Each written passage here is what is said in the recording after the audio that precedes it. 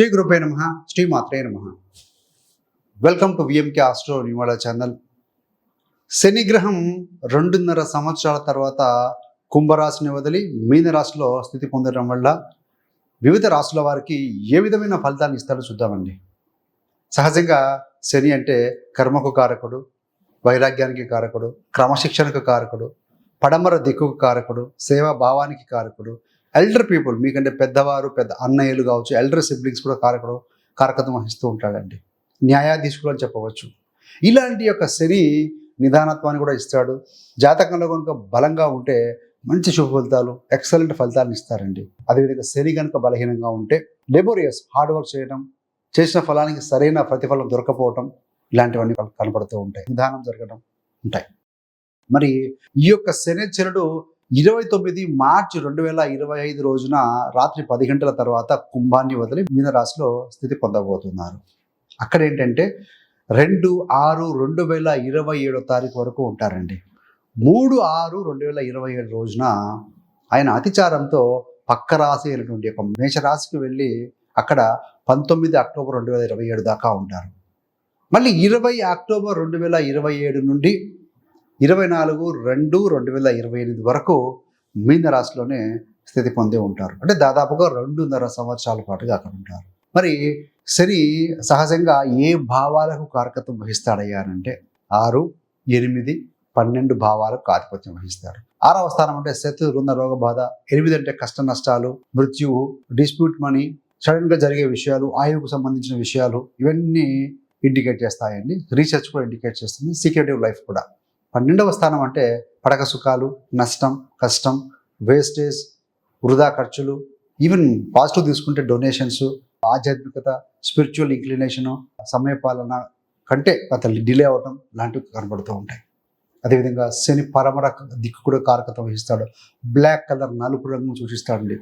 తూర్పున రవి ఉదయిస్తాడు, అస్తమించేది పడమర శని. అంటే శాటన్ అంటే నలుపు, చీకటిని కూడా చెప్పవచ్చు అండి. మరి ఈ యొక్క శని విషయానికి వచ్చే వరకు శని మకరానికి అధిపతి, కుంభానికి కూడా ఆధిపత్యం వహిస్తారు. మకర రాశి స్వస్థానం అయితే కుంభరాశి అనేది మూల త్రికోణ రాశి అని చెప్పవచ్చు. మరి ఏ రాశుల వారికి అష్టమ శని, అర్ధాష్టమ శని, ఏలినాడు శని వర్తిస్తుంది, ఎవరికి క్లియర్ అయిందని చెప్పాలంటే ఈ యొక్క ఏలినాడు శని 7.5 7.5 సంవత్సరాల శని అంటే ఒకటేనండి, అంతా ఒకటేను. ముఖ్యంగా మకర రాశి వారికి 29 మార్చి 2025 తేదీతోటి వీరికి ఏలినాడు శని క్లియర్ అవుతుంది. ఎవరికి మొదలవుతుంది అంటే 29 తర్వాత అంటే 30 తారీఖు దాదాపుగా మనకు వీరికి మేషరాశి వారికి ఏలినాడు శని మొదలవుతుంది. అష్టమ శని విషయంలో కర్కాటక రాశి వారికి అయిపోతుంది, సింహరాశి వారికి మొదలవుతుంది. అర్ధాష్టమ శని వృశ్చిక రాశి వారికి ముగుస్తుంది, మరి ఈ యొక్క ధనుసు రాశి వారికి మొదలవుతుంది చెప్పాలండి. మరి ఈ యొక్క శని అనేది ఈ 2.5 సంవత్సరాల పాటుగా పూర్వభాద్ర 4వ పాదం, ఉత్తరాభాద్ర 4 పాదాలు, రేవతి 4 పాదాలు, మరి అతిచారం వెళ్ళినప్పుడు మేషంలో కూడా కొంతకాలం వెళ్ళి వస్తారండి. మీనరాశి వారికి గోచార శని కుంభరాశిని వదిలి మీనరాశిలో స్థితి పొందడం వల్ల ఇలాంటి శుభాశుభాలు ఇవ్వబోతున్నారు, రెమెడీస్ ఏంటి, ఇవన్నీ కూడా చూద్దామండి. మీనరాశికి అధిపతి గురుగ్రహం. మీనరాశిలో పూర్వభాద్ర నక్షత్రం 4వ పాదం, ఉత్తరభాద్ర 4 పాదాలు, రేవతి 4 పాదాలు, మొత్తం 9 నక్షత్ర పాదాలు ఉంటాయండి. వీరందరికీ కూడా మనం చెప్పుకోబట్టిన యొక్క గోచార శని ఫలాలు వర్తిస్తాయండి. మీన రాశి వారికి ఏలినాడు శని గత 2.5 సంవత్సరాల వెనకాలే స్టార్ట్ అయింది. 2023 జనవరితోనే మొదలైందండి, జనవరి 18 తోటి. అంటే మొదటి ఫేజ్ అయిపోతుంది.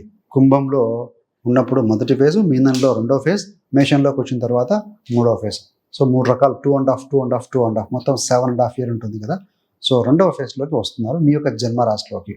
సహజంగా ఈ యొక్క శని ఆయన 11 మరియు 12వ స్థానాధిపతి మీ యొక్క రాశిలోకి వస్తున్నారు. ఇక్కడ ఏంటంటే ఏలినాడు శని, పైగా 2వ ఫేజ్ మళ్ళీ శని ఉన్నారు. అంటే ఏంటంటే కొంత క్లారిటీ తక్కువగా ఉంటాం. ఏదైనా నిర్ణయాలు తీసుకోవాలంటే కొంత అది డ్యూయల్ సైన్ అండి. మీన రాశి అనేది ద్విస్వభావ రాశి.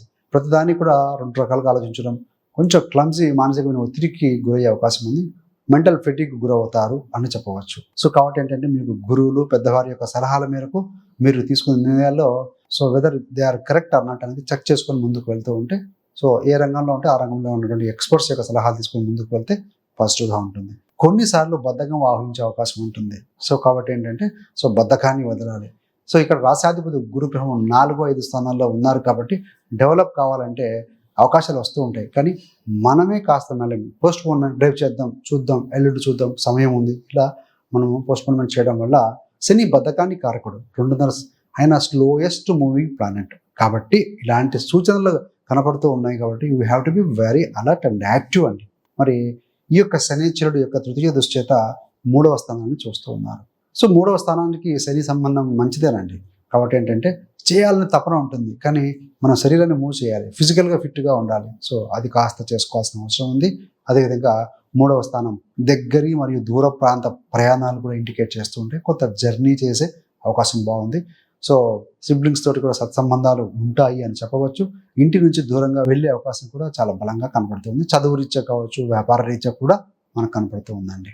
ఎందుకంటే 4 అంటే జన్మస్థానం, వెనక స్థానం 3లో ఉన్నారు, 7 అంటే వ్యాపారం దూరంలో ఉన్నారు, 10 అంటే వృత్తిపరంగా కూడా మరి 3వ స్థానంలో ఈ విధంగా ఉన్నారు. కాబట్టి సో కొత్త కొత్త అగ్రిమెంట్లు చేసుకోవడం లాంటిది కూడా కనబడుతూ ఉంది. మరి ఇండివిజువల్గా చేసే ప్రొఫెషన్స్ ఏవైతే ఉంటాయో, మన లా కానీ లీగల్ మ్యాటర్స్లో ఉన్నవాళ్ళు, అదేవిధంగా ఫ్రీలాన్సర్స్, ఎంటర్టైన్మెంట్ రంగంలో ఉన్నవారు, స్వతహాగా ఏవైతే వాళ్ళు వృత్తులు చేసుకుంటూ ఉంటారో అలాంటి వారికి కూడా బాగుంటుంది. మరి 7వ స్థానం మీద దృష్టి పెడుతూ ఉన్నారు. 7 అంటే వివాహ బంధం, లీగల్ బాండేజ్, వ్యాపారం, బహదూరం, ఇవన్నీ కూడా ఇండికేట్ చేస్తాయండి. సో వ్యాపార విషయంలో కూడా బాగుంటుంది, కానీ మెల్లిమెల్లిగా స్లోగా మీ అనుకున్నంత ఫాస్ట్ ఫేస్లో కాకుండా మెల్లిగా ముందుకు వెళ్ళే అవకాశం కనపడుతూ ఉంది. మరి కొంతమంది వారి యొక్క గతంలో ఉన్నటువంటి యొక్క వ్యాపార భాగస్వామ్యాన్ని మార్చుకోవచ్చు, లేకుంటే ఉన్న వ్యాపారంలో పార్ట్నర్షిప్ వ్యవహారం నుంచి బయటికి వచ్చే సూచనలు కూడా కనపడుతూ ఉన్నాయి. వివాహ విషయంలో కూడా ఏంటంటే ముఖ్యంగా వివాహ సంబంధాలు అధికంగా, అంటే వివాహ సంబంధాలు కుదరటం, పెళ్లి నిశ్చయం అవడం కూడా జరుగుతుందండి. ఎందుకంటే మీనరాశిలో పూర్వభద్ర, ఉత్తరాభద్ర, రేవతి ఉంటాయి. సో కాబట్టి బుధుడు 7వ స్థానాధిపతి కాబట్టి ఈ వ్యాపార పరంగా వ్యాపారం డెవలప్ అవుతుంది. బుధుడు యొక్క రాశి మీద వచ్చినప్పుడు 26, 27 ప్రాంతంలో వివాహాలు కూడా జరిగి తీరుతాయని చెప్పవచ్చు. అదేవిధంగా గురుగ్రహము 2026 జూన్ నుండి ఆయన 5వ స్థానంలో వస్తున్నారు కాబట్టి పీజీ లాంటి చదివే విద్యార్థులకి, డిగ్రీ స్థాయి విద్యార్థులకు కూడా బాగుంటుంది. సో అదేవిధంగా సంతానం లేని వారికి సంతానం విషయంలో పాజిటివ్ న్యూస్ వింటారు. మరికొంతమంది ఇన్వెస్ట్మెంట్ ద్వారా కూడా లాభాలు ఆర్జించే అవకాశం బలంగా ఉంటుందండి. మరి శని యొక్క దృష్టి 7వ 7వ స్థానం చూస్తారు. 10వ దృష్టి చేత 10వ స్థానాన్ని, వృత్తి స్థానాన్ని చూస్తూ ఉంటారు. శని యొక్క దృష్టి 10వ స్థానం మీద ఉంటుంది కాబట్టి కాస్త ఒత్తిడిగా ఉంటుందండి. పని భారం పెరుగుతుంది, రెస్పాన్సిబిలిటీ అధికంగా ఉండే అవకాశం ఉంది. కావున ఏంటంటే ఎవరైతే కనుక ఎంతూజియాజంగా జోష్గా ఉండి పని చేయగలుగుతారో వాళ్ళు కంటిన్యూ అవ్వగలుగుతారు. అలా లేని భారంగా ఫీల్ అయ్యేవారు మాత్రం చేంజ్కు వారు సమాయత్తం అవుతూ ఉంటారు. అదేవిధంగా దశమాధిపతి గురుగ్రహం కూడా 2026 జూన్ నుండి ఆయన 5కు వెళ్తాడు. 10 అంటే వృత్తి, 5 అంటే చేంజ్ అండి. సో ఆ టైంలో మంచి మార్పు కూడా అవకాశం ఉంది. కాబట్టి గురుడు బలమైన స్థితిలో కర్కాటకంలో ఉంటారు కాబట్టి ఆ సమయంలో మీరు ముందుగానే 3 to 6 months బిఫోర్ నుండి మీరు ప్రిపేర్ అవుతూ ఉంటే, కొత్త కోర్స్ నేర్చుకోవడం, అప్లిఫ్ట్మెంట్ చేసుకోవడం, అప్గ్రేడ్ అవుతూ ఉంటే అప్పుడు మీకు వృత్తిపరంగా కూడా బాగుంటుంది. శని ఉన్న రాశాధిపతి గురుడు 4, 5 స్థానాల్లో ఉంటారు. డిగ్రీ స్థాయి విద్య, హైయర్ ఎడ్యుకేషన్, పీజీ లాంటి విద్యలో ఎవరైతే ఉంటారో అలాంటి వారికి మాత్రం బాగుంటుంది, నో డౌట్ అండి. కాస్త స్పిరిచువల్ ఇంక్లినేషను, వైరాగ్య భావంలో కూడా కాస్త కలుగుతూ ఉంటాయి. మీనం అంటే 12th రాశి అయినండి. మేషం నుండి మొదలెడితే చివరి రాశి కూడా ఏంటంటే మోక్షం చెందే రాశి. అందులో శని ఉన్నారు కాబట్టి వైరాగ్యము, స్పిరిచువాలిటీ, ఈ డోస్ అనేది కాస్త పెరుగుతుంది. ఏదేమైనా కూడా ప్రాపర్టీ పరంగా కూడా కొంత ఇన్వెస్ట్ చేసే అవకాశం బలంగా కనపడుతూ ఉంది.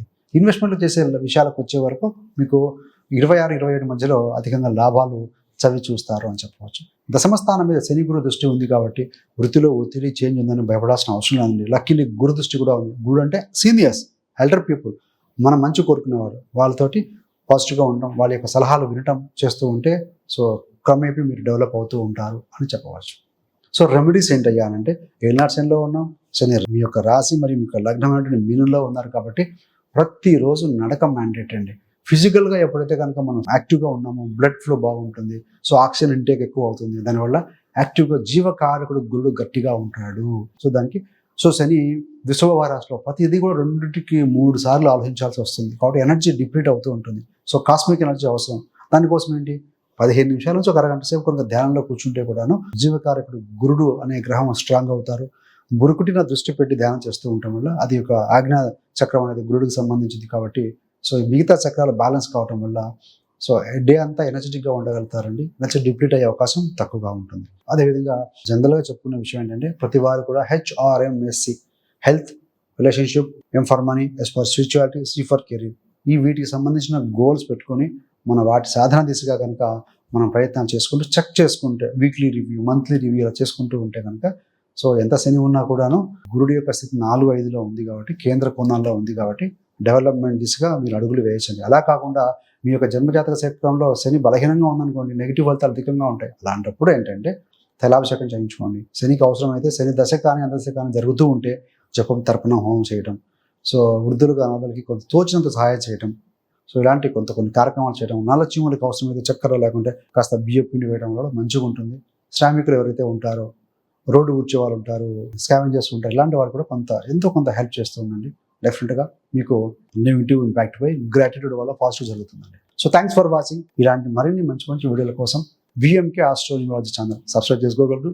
పక్కనున్న బెల్ సింబల్ మీద క్లిక్ చేస్తే మేము చేసే ప్రతి వీడియో కూడా నోటిఫికేషన్ ద్వారా మీ దాకా అందుతుంది. సర్వేజన సుఖినో భవంతు. స్వస్తి.